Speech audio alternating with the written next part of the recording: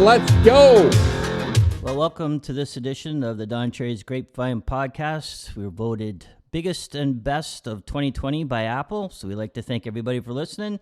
And we're brought to you by Spreads.ca, a First Nations-owned online casino and sports book, I should say, and it's tailored toward Canadians, which means you can bet Canadian dollars, which is good. Yeah, that's fun.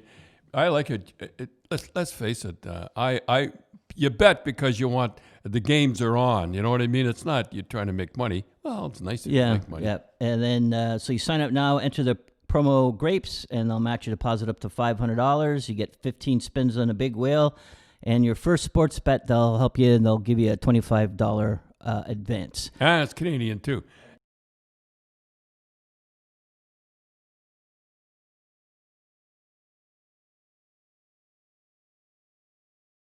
Well, you fall behind. You're not. It's 4-point games. I just sat down and put a few thoughts down. Okay, about the NHL, and I thought people would be interested. The rules is if you don't lift your leg, as you're going over the blue line, the guy lifts his leg, right, and it's offside. Before it was offside. Yeah, before it's off. They're going to gas that one. I have to watch. I have to laugh. Everybody in the building knows something, and they show the two referees in the penalty box, and they got the smallest TV. I don't know how the hell they can see. They're showing it to the fans on a jumbotron that's like 30 feet by 60 and they feet. all know they should watch the. They're looking at a 4x5 screen. Oh, it's the smallest thing, and they're scratching their head. Anyhow, you lift your leg as you're going over. That it's not offside, which I think is ridiculous. Anyhow, but that was the rule, and. Seattle Kraken, is that how you say it? Kraken.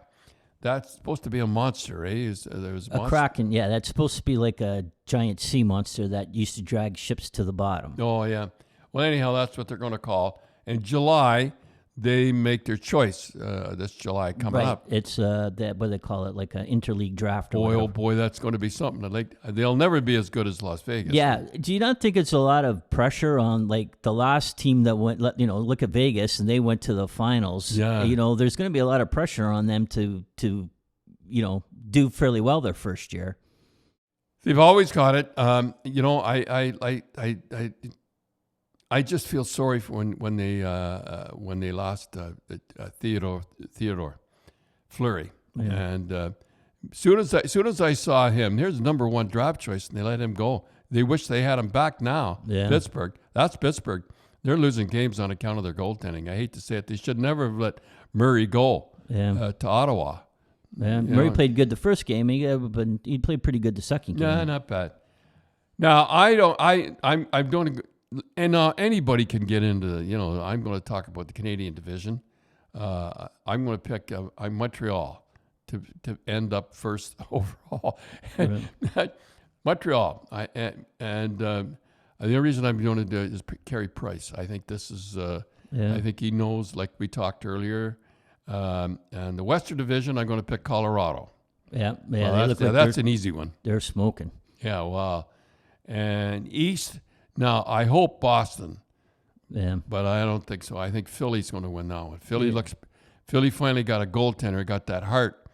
And, boy, every goaltender that went to Philadelphia, it was like he'd eat them alive. Yeah. But now they got that heart. It doesn't seem to bother him. No. Did you see after the game that Voracek? And he called the reporter a little weasel. Well...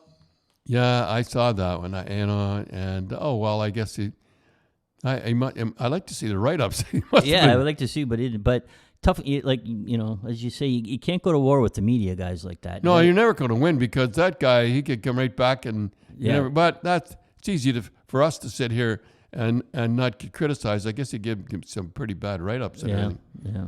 Well. And so I hope, but I think Philly's going to win the East and the Central.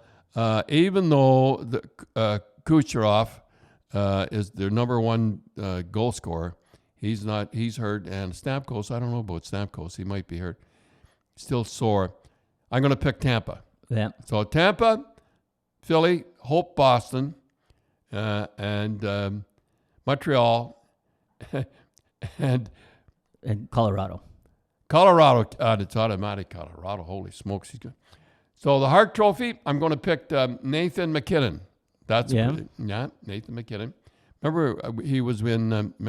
I had him in the prospect game, and he played a lousy game. There's a lot of pressure on him. Yeah, he was in Halifax, I believe, right? Halifax, Moosehead, he played, and that game was in Halifax. Remember that time, Tim? Was that the time that that CBC didn't tell me that I was supposed to meet that kid? Yeah. Well, There was, again, sometimes I wonder if people weren't trying to set you up, where there was, we were, and we'll put it the night before, you and Brian had a late night. Brian Kilray. Boy, I'll tell you, can he put him away? So, I try to keep up. I'll expand on the story because it was kind of funny. It was you and Brian. We went there the first night, and we only had a couple of beers. And Brian said to, I don't know who the beer guy was, we said, we didn't have enough. We only had a case of beer. We'd like some more beer in the room. And so the next night we go in, the night before the game we go in, and there had to be 5 cases of Budweiser. And so no, it was Molson. It was a Budweiser. It was Budweiser. And so I was there, you were there, Brian was there, Bert was there. Doug Wilson, I remember. Doug Wilson was there, a couple other guys. And Brian, you guys were just pounding them back. I mean, I was trying to keep up. Dougie Wilson was 3 o'clock in the morning. Dougie Wilson goes, I got to go to bed. And he left. So he left, and Brian kept saying, one more. We only got one more. Yeah, he said, one more now. Yeah. So the next morning we get and up. I have to speak. Yeah, so the next morning we had to be at 7 o'clock in the morning. We had to be in the lobby. So you guys were hurting pretty good. He walked too, didn't he? Yeah. He took a cigar, and him and Bert walked to the rink. And so you did the practice, and you were standing there, and there was a little boy waving at you. And he just waved, so I waved back. And then you looked, and you see he was kind of dressed like you.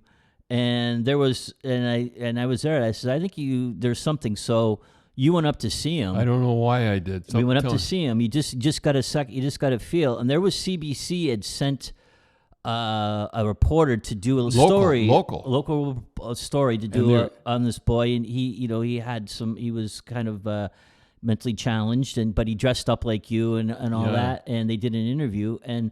Way up in the stands, Went up in the stands, and like you wanted to go to CBC, say why wouldn't you tell us that you were coming? Like you know what I mean? Yeah. We said to his aunt. I think his aunt was there. Yeah, and she says, "Oh well, the CBC said you were going to meet him, and we got no word from them." And I was like, "Oh boy, imagine I had left." Yeah, And I waved to him and and the cameras were there. Yeah, so you remember you sat and you talked with him and all that, but yeah, then, thank goodness. Nathan McKinnon, that was you could just see he was so nervous. He was so nervous, but he put on one black. Remember, he went up the ice there and cut around. I said, rang it off the post, and I said, "This guy's going to be something." Yeah. No, they're also just talking about those things. Two things I remember about those prospect games, and for the people in the States that don't know what the prospect game is, the NHL holds a prospect game. So every player that's going to be drafted in the NHL that year, they all get together on it's like an all-star game. Yeah. And so all the scouts could see kind of that year's draft pick. But it's like an all-star game, but they don't. They hit, they fight. It's a lot of pressure on these guys. And I remember one time you and Bobby, or you were one coach and Bobby was the other coach, and you always have $100 bet, and Bobby won like 3 or 4 in a row. So the year Connor McDavid was going to be drafted. I remember. They picked the teams. Like you and Bobby didn't pick the teams. The CHL picked the teams, and you had first choice. So they kind of stacked the team with Connor McDavid, so you would win. With Connor McDavid. So you took the other team. I remember. What am I going to do? So the other guy goes. So the CHL Cole Butterworth goes, Don, what are you doing? He says, I'm trying to help you out here, and so it was a bit of a lopsided. But I remember Connor McDavid, even that he would have been 18 or 17, that the score was up and he was coming down and he just shot at the goalie's pads. Yeah, he could have scored 5 more goals in that game, but he had the thing. And then that's a good guy. Yeah, that's a good guy. And then the other thing I remember was John Tavares was playing, and John Tavares was on the other team. And for some reason, the game was really rough. Like it was like a nasty game. I remember that game. I forget where it was. I think it was Oshawa. And John Tavares went behind the net, and some guy really corked him, and he hurt his shoulder. And in the paper, the next day, a reporter said Don Cherry told one of his players to go out and take out John Tavares. Ridiculous, eh? Well, that's the way it goes.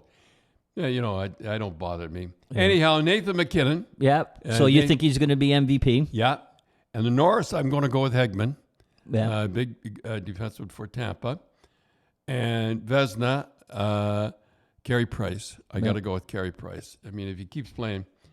Now, I'm going to go Rocket Richard, and a lot of people don't know what that is. That's Connor McDavid. I'm going to. It's goals. Rocket Richard's most goals. Yeah.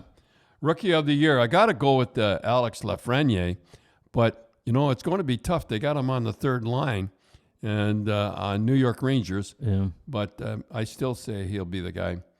And coach of the year, I got to go with Jack Adams. I have to go with Gerard Bednar with the Colorado Rockies. I mean, he is, of course, when you have the best team. Yeah. But I think he'll win it. He was on the verge of being fired, too. Yeah. It shows you he made a comeback. Okay, that's so you got that. Mm-hmm. Nathan McKinnon, Hegman, Carey Price, Connor McDavid, Lafreniere. Easy to make that one, a rookie. Yeah. And coach of the year. Now, the outdoor games, they're going to have 2 outdoor games, February 20th and February 21st. I got this written down, eh? Colorado and Vegas, February 21st. Not anybody cares. And Philly and Boston, February 21st. Not that anybody cares. Mm-hmm. You know why I think that, and one of the reasons I think so far the games have been pretty good. Yeah. And I think they're going to get better. Yeah. As they go in and they play each other 3 or 4 times, rivalry is going to be something else. They already started when they get halfway through. Yeah, again, just jump in, watching the second game with the Ottawa against Toronto. You could see Marner, he got a rougher game that game. He got hit a few times, and Nyland, you could see that they're going to start running those guys a little bit more, right? Yeah, there's no doubt about it. There's going to be rivalries and the back-to-back games. Sometimes they play 3 games in a row. Boy, that third game is really going to be something. Yeah. And the best power play I think is going to be Edmonton. I still think it's going to be Edmonton, though they get their goalie straightened out. And the penalty killers I think should be Edmonton too. That they got a pretty good club, but I'm going to pick them anyhow. Yeah. And I think they'll get their goaltender straightened out and anything. I just don't. It's going to be tough. It's going to be tough. I'll tell you where it's really going to be tough. Whoever can pick the Canadian division, 2 good teams are going to be out of it. And anybody can pick the 2 good teams is pretty good because I can't. I don't know who they're going to be. No.